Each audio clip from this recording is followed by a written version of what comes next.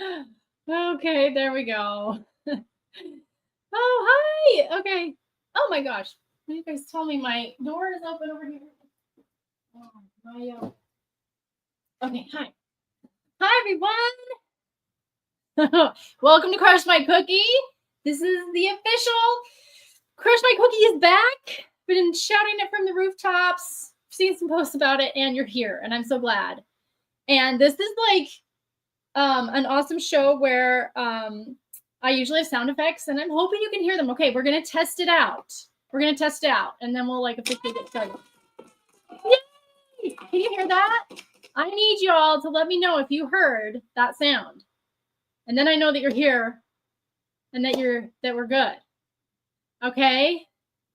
Hi everyone. Welcome. Come on in. I need you to drop an emoji of how you're feeling today, tonight. Some of you are here because you've submitted your pictures, and I'm so excited to go through them and to help you crush your cookies. Yes. Oh, good. Okay. How about that one? Let me know if you heard that one. You can hear me? Did you hear the sound effects? Yes. Okay, cool. That means I can use them. We're in like a new format because we used to do this in one of our groups, and we're like, no, we're going to bring it back and we're going to do it all over. So, oh my gosh, we have some really good submissions. But for those of you who are new, welcome. I'm Lauren Anderson, also known as Lolly.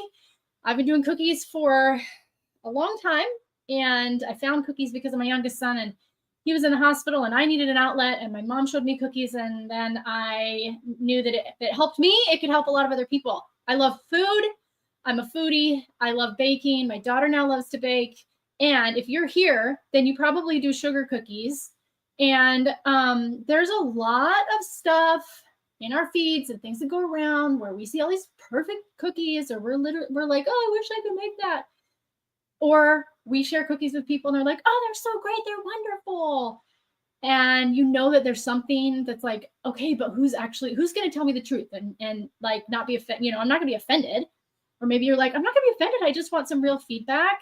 My goal is to help you like really become the cookier that you want to be and have your cookie show up how you want. And sometimes that means we do need some constructive criticism, which Crush My Cookie is going to do for you. So if you're looking for some tips and tricks and some help with your own cookies, whether or not I feature your cookie here today, it hopefully will help you.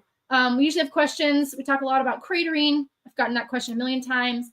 But I've got a couple of people who requested that I crush their cookies because they literally said, I want you to not hold back. I want you to tell me like the real honest truth. I'm going to give you my honest, true opinion.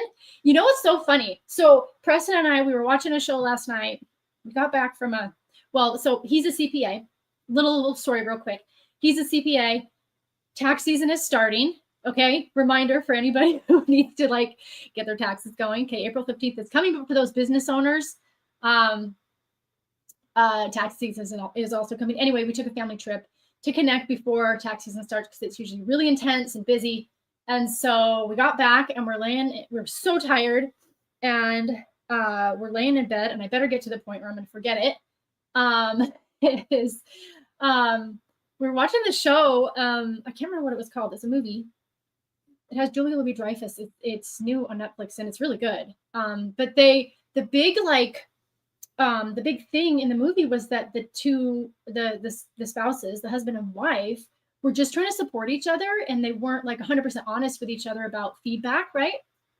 The woman in it is an author, and she really wanted her husband to like her book, and they have some issues with it. And I think that, and Preston does this for me, he just gives honest feedback, whether it hurts my feelings or not. And so I've learned to have a little bit thicker skin, and like, I would rather hear the truth. I would rather hear the truth because that's what's actually going to help me improve. Right. And sometimes I have to filter it. I'm like, well, Preston, I can't take your opinion because you're not as much of an expert in, maybe the area of food or something like that, where I am more a creative person, or maybe I'll listen to somebody else's feedback. So I hope that you're here to listen to some good, honest feedback. We're going to crush some cookies right now. Is everybody okay with that? I think we need some sound effects. Oh, it's going to be like magic. Party. Okay. Ready for party time. Hi from New Jersey, Connecticut, New York. Whew, we are on Facebook. Is so fun, and I love that we can stream into groups, but it means that I have to share all my stuff a different way than I used to. So give me just a second. We're going to put up, oh, let me catch my breath. We're going to put this up on the screen here. And Dawn has a cookie that she submitted, and we're going to take a look at it. It is these super cute. Can you all see it? It's these flower cookies. That's as big as I can get it on the screen for you. Can everybody see that? They're really cute. The color palette is awesome. And I just realized she's got yellow, like what looks like white on white or something in the blue, which is really awesome. But I can see the why she submitted this because of the cratering. So she says, and I asked, because you submit a form when you fill this out, what would you like me to review about this cookie cratering? I did the squiggle line before I flooded the flower petals. What's wrong? Okay, let's talk about this real quick. And I'm so glad that this is coming up, because there's all those things that you see people in your feed do. They squiggle the lines, or they, they poke holes in the flood layer underneath. I'm going to tell you right now, that is not a guarantee that you're not going to have craters, because you can still do those things and end up with craters because the integrity of your flood is not correct. Right here, this blue, can you all see my mouse? You can kind of see my mouse here. This blue right here, regardless of if you put extra squiggle lines or you poke holes, what that is supposed to do is bolster your icing section to have enough substance to it. But here's where most cookiers go wrong is they're like, well, that's going to fix my problem. No, it's not going to fix your problem if your blue icing still is too loose or, okay. Oh, Debbie, yeah. So you're always going to have people that are like, hey, I don't mind the cratering. And people who don't do royal icing cookies are never going to know the difference. But I get it. You're like, I put so much work. This is not supposed to be this way. It's supposed to be nice and puffy and pretty. How do we get it that way? I would, even if you are using my recipe, which calls for a little bit more meringue powder, I would make sure that's not thinned out too much. You want a really thick flood. However, if you have a thick flood, but you still don't have enough substance to your icing, once the water evaporates, then you're still left with like a weak structure. It is possible, the best ways to make sure that you're not going to crater is don't mix your icing to super, super thick, because that whips more air into it, spreading out the meringue powder and structure of your icing, especially once it dries. Does that make sense? So usually if I'm going to do something with puffy icing, I'm going to mix it to a soft peaks consistency, not super thick. And then I'm going to, when I do thin it out with icings to make it a thick flood, I make it a thick flood and make sure that it's not too thin of a flood when I fill those areas in. Okay. That is going to keep you from having to do weird squiggle lines and all of the weird things that you see. I mean, can you do those? Yeah. If you're feeling like, sometimes you have that gut feeling of like, oh, I think it's going to need a little bit of help. Go ahead and do that. Nobody can see it underneath. The other thing is, make sure you get it under a dryer real fast. The faster that it dries, the less chance you have of that cratering. Okay. So that covers craters. Everybody good with that? Okay, awesome. Let's do another one. Okay. We're going to go to Jenny's. Jenny's got a K. This cute K here. You guys see, I need a sip of moisture because I'm talking a ton. And my throat already feels dry. All right. That was fun. Let's move on to the next one. Yay.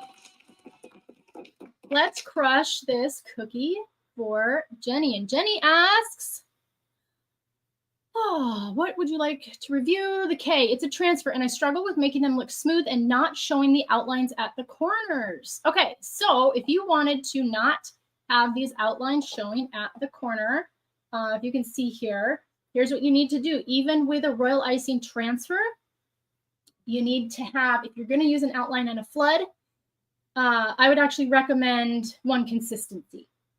Okay, they're going to blend in together better. But if you can't do that and you have to use two and you're still going to use an outline and a flood, as soon as you outline, flood it, and then use the scribe to help them settle together. And then you're not going to get these outlines. The same, it goes the same with if it's on a cookie or not too. If you're flooding on a cookie, if you want it to look seamless, you have to outline, flood, and then use the scribe to help settle them together. Or if your consistencies are correct, it can settle together by itself. I love to, I would say if I'm going to do a ton of cookies, like I'm going to do for production, and I'm doing 100, 200 cookies, and I don't care about the outline being seen.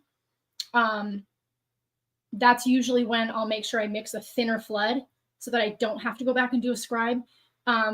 If you are doing a lot of cookies, going back and having to scribe every single one is not worth the time, especially if you're selling your cookies. But if you are very particular and you're like, no, these have to look super seamless, then you're gonna have to go back and zhuzh them so that they settle together. And the same goes if it's a royal icing transfer. Really nice job, by the way. That's nice. It looks good. Okay. Hopefully that helps, Jenny. Hopefully you're on and you're watching. If not, it's going to help a bunch of you that are watching this or are watching the replay. Nicole, I know what you mean by making it toothy. Do you mean like add more water to the original batch? Oh, Nicole, you'll have to, I am so sorry. You may have been talking about the last cookie. Clarify for me and I'll try and watch the comments for you here so I can get that answer. Okay. Yay. Okay. On to the next one. All right. Let's see who we got here. We've got Gina. I recognize that name. Hi, Gina. Are you on? Are you on? I just saw Ann pop on. Hi, Ann. Long time no see. All right, Gina, are you ready for this? Let's see. Well, I just want to answer your specific question, which you had shared. What do you recommend that I can do to make these cookies look more professional and cleaner? Okay. I'm going to take my first initial look at these and give you my very first thing that will probably stand out to me. These are really cute, by the way. I love this set. Oh, I love the sand technique. Love that coconut drink. Looks familiar. Okay. I would say really practice those thicker floral consistencies. It does look a little bit loose on these flowers. And the only other thing I would recommend too is on your hula skirt, which is, I love this set. We just went to Hawaii and oh my gosh, I want to become a hula dancer, by the way. So I love this one, but I would just say really practicing your fine line detail and not making sure that you don't have that little ball that sometimes ends up at the end. I've got a couple classes that teach those fine lines. The biggest tip I can give you on that is make sure your icing is a little bit thicker detail, not like floral consistency, right? Like I would not do these hula lines the same consistency as I have the flower. But when you pipe it out of the bag, here, so that you guys can see me, when you pipe it out of the bag, you want to clean it off. And as soon as it starts coming out, you lay it down and get it in motion. That's going to keep you from having that ball that shows up at the end of the line. Okay. Hi. Okay. Awesome. Let's see. I think I want to do a couple more. Okay, we're going to do a couple more. Sometimes I spend a lot of time on them. Sometimes they're quick. But we cannot move on without, oh, hold on. Oh, Nicole, let me answer your question. Thank you. You said to get it to a medium soft peak to avoid the craters. Okay, so we're going back to this one real quick, everybody. Whoops, so I can show you. Here we go. Let's see. Medium soft peak on the first cookie instead of a stiff peak. Okay, Nicole, yeah. So if you're gonna do a bunch of cookies that you really want them to be nice and puffy and not crater, yeah, mix the batch to a soft peak consistency. Don't mix it up to the super thick consistency that you normally do. I would back off a little bit, because the more you mix it, the more air is incorporated, and the further apart the meringue powder and powdered sugar and the structure of the icing is. So even if you water it down from a super thick, it's still going to have less structural integrity than a batch that you mixed to like soft peak consistency, you know? Yeah, so you mix it to soft peaks and then thin it out to a thick flood. No, you don't add more water in the original mixer. You mix it for less time. So in the original batch of icing, you're just not going to mix it as long. So mix it to soft peaks instead of stiff peaks, and then thin it to, you know, put some in a bowl and thin it to the thick flood consistency. Does that make sense?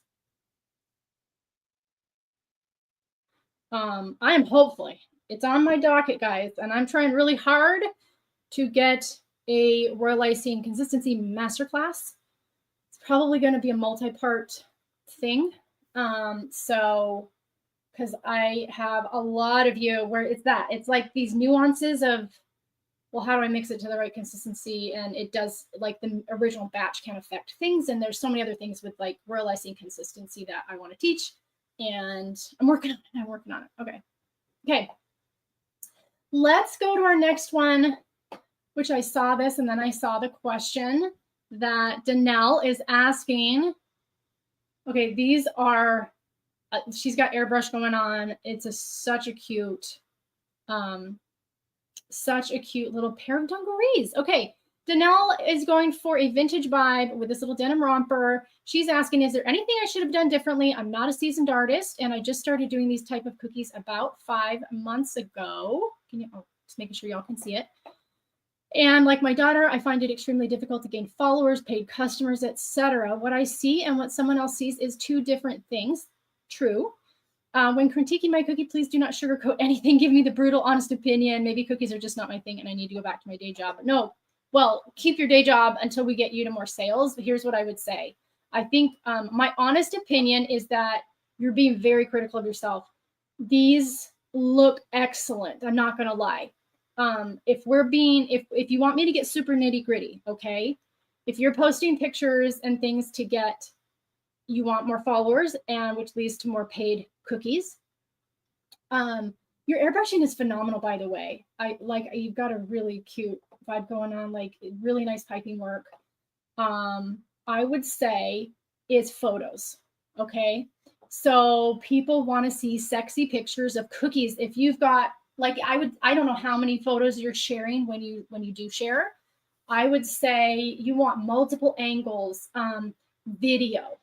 If you are not getting even some kind of video clips of your cookies, anything of the in process, like if you even had a couple of, even if they're poorly lit videos of you airbrushing the cookie, that's going to gain, people want to see that. That's something I'm working on myself too, is a lot of my content, I've got a lot of finished cookies and I want to be showing more of the in the process.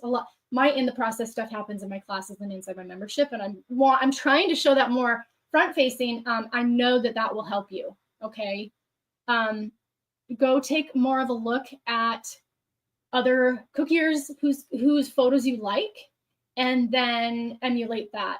If you're in the Rockstar group, or if you're in our membership, I do have some tutorials about taking photos of your cookies. It can be really simple. Natural lighting is great. And it looks like you might have natural lighting on this as well. Yeah, I would say that's the only other thing. Like, you probably have it pretty well lit here, but maybe just different angles, show some video if you can. I think that'll get more eyeballs on your stuff. And then if you need help selling your cookies, I've got a couple resources inside my membership. There's like a beginner's guide to selling your cookies. I also have my dough maker program, which will walk you through. I mean, there's some strategic marketing knowledge that I think would really help. And making it easy for people to buy. There's a process I've got in my dough maker program that really helps you make it easy for people to buy. And and share all the info. So, okay. Yeah, thank you everybody. A lot of great comments on these cookies. Jody's got a question. I'm just looking at decorated cookies on Pinterest. Some cookiers don't pipe to the edge. Is that a style or preference? That is a preference. So Jody, that is just a preference. And some people don't like to. I know Sweet Ams has been a pretty widely known cookier, and she usually tends to stay away from the very edge of things. So, okay. Deborah, right? She's only been doing for cookies for 5 months, and she's, you know, they look like this. So, really, hopefully I wasn't too hard on you, but Danelle, really great job. Don't be too hard on yourself. These really do look good. So hopefully that stuff I mentioned helps. How about that, everybody? Yay! All right. Let's move on. I'm going to do one more. Are you guys okay if I do one more? Tracy, hi. Oh, yeah. Tracy's one of our dough makers. Amazing. All right. Who do we have? What is your honest opinion on this? My honest opinion on these, is it these ones? Let me just make sure I have the right one. Addison. Hi, Addison. Addison is 13. This is her second set of cookies. Stop it. She wants me to be honest. What am I doing wrong? No one orders from me. I can only improve and grow if I get honest feedback. You guys, this is why I'm doing this. Oh my gosh. Like, I've taught lots of cookiers, and I'm a big cheerleader because, look, just spending the time and doing it and practicing is a huge accomplishment. But for those of you that are looking for this real feedback so that you can improve and sell your cookies and have that confidence in there, oh my gosh, like, I'm here and I want to help you. Addison, like, I cannot believe this is incredible. I'm super impressed. Not just your age, but there are lots of people that have been doing cookies for a long time that would be impressed with this level that you've got going on here. Okay, so you've got a couple of questions in here, and I want to make sure that I answer. So everyone tells you that they look great. No one orders from you. How can I grow my cookie business from no orders to so many I can't keep up? So Addison, I think I would want to know how you're sharing these. So just like this last one where these cookies are incredible, but how are you sharing them with people? And what's your communication process to let people know that you have them for sale? You know, is it seasonal? People usually need to see a post about a sale 7 to 14 times before they'll recognize and take action. A lot of this is inside my dough maker program. This is the kind of stuff that I go over. But your craftsmanship on these is amazing. So I wouldn't say that there's anything along those lines that you are doing wrong. Your cookies are great. I think what you're looking for is sales. Man, I'm gonna have to do one of these specifically for like those who are selling cookies. I would say I would want to know your marketing plan, because that's not something we can go over in this format. I would say start to take video of you decorating cookies. Get more angles of your photos. I would try and stage even a more like your flat lay. So I can see in the top right hand corner here, you've got overhead lights that are reflecting on your background. Believe it or not, it just can really affect the attractiveness. And if it's in somebody's feed, right, in their Facebook feed or their Instagram or something, it's just not, it doesn't compare as well to those other pictures where it's nicely lit and like, you know, so I would use natural lighting, get rid of overhead light when you're taking pictures. So I think your photos and video could do a lot. And then one of the biggest tips when selling cookies is do your post. Are they clear in describing what it is you have for sale, the time frame for them to order, and the ability for them to go and order, and is pricing clear? A lot of people are afraid to talk about pricing when it comes to cookies. So having that up front, I personally appreciate when somebody is clear about the price, because then I know what I'm getting into. And I know that if I click that link, then, you know, I know exactly how much I'd be spending for what I'm getting. And I think, at some point, like, you just love it so much and you're just like, you kind of become shameless and you're like, you realize you're not bugging people when you've got something like cookies that's going to help them, even though it's, you're selling it, but you're informing them. You're making it easy for them to get something awesome that's going to be like awesome for their event, or it's going to fill a need for them. A Halloween pre-sale, like people need treats for Halloween, or this cute summer set. Like, this is awesome for like a birthday party. So that's another thing, you guys. I know I always kind of include too much, so hopefully stick with me on this one. Go with more seasonal stuff. If there are cookiers that you follow, so Addison, I hope this isn't too much for you. If there are other cookiers that you follow, what is in season? What are like the themes of the year for events and things? You can kind of get ahead of that and start doing some samples and doing, showing you decorating cookies that are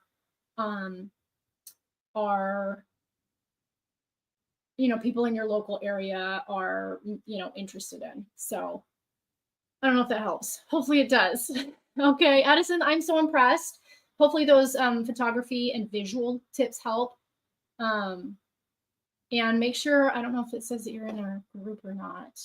Okay, if you're not in our Rockstar Cookier Society, go join. It's a free group, okay? And we have all sorts of fun stuff in there, and all the people in all my groups, super helpful, and they would love to help you, I'm sure, Addison. Okay. Yes, Cindy, thank you for mentioning that. Addison, ask friends and family to share your post too. Like, especially as young as you are, people are way more apt to share like your posts about it, because they understand like you're still a kid, and most adults will be more than happy to help. Okay. Chris, I would really like to know how to do a white splatter on darker icing to keep it white. Okay, use white gel color. White gel color with a little bit of water, it's going to get it to a consistency that'll stay white and opaque. That's what I use. Okay. Guess what? Oh, hold on. Beautiful cookies, Addison. Thank you, everybody. Yay! Okay, that means we are out of time for Crush My Cookie. Thank you so much for joining me for this episode. Catch me next month. We're going to be doing, I think, the third week of the month. If you are in my membership, or if you're inside Dough Makers, you get to submit your cookies. But everybody come back and watch Crush My Cookie next month. I truly want to help you crush your cookies so you can become the cookier that you want to be, and whether you're selling or whether you just want to improve your skills. Okay, everyone, we've seen a lot of colors in these cookies. I don't know if you know, I have some new color guides out. I have color theory, and I have a CMYK color wheel. My entire background is in graphic design and in print. So I used to manage an art department. We had a lot of print products. I design in CMYK color. RGB, you might have heard of that. I explain both of them and how they apply to baked goods, especially color cookies and royal icing and all of that. You need these guides. The more you understand color, the better your cookies are going to be. You can grab those guides right now, lollishomekitchen.com. You can get them separate, or I am offering a bundle right now. Okay, so go get those and submit your cookies for next time. Thanks for joining me, everybody, and I will see you on the next Crush My Cookie. Bye, everybody.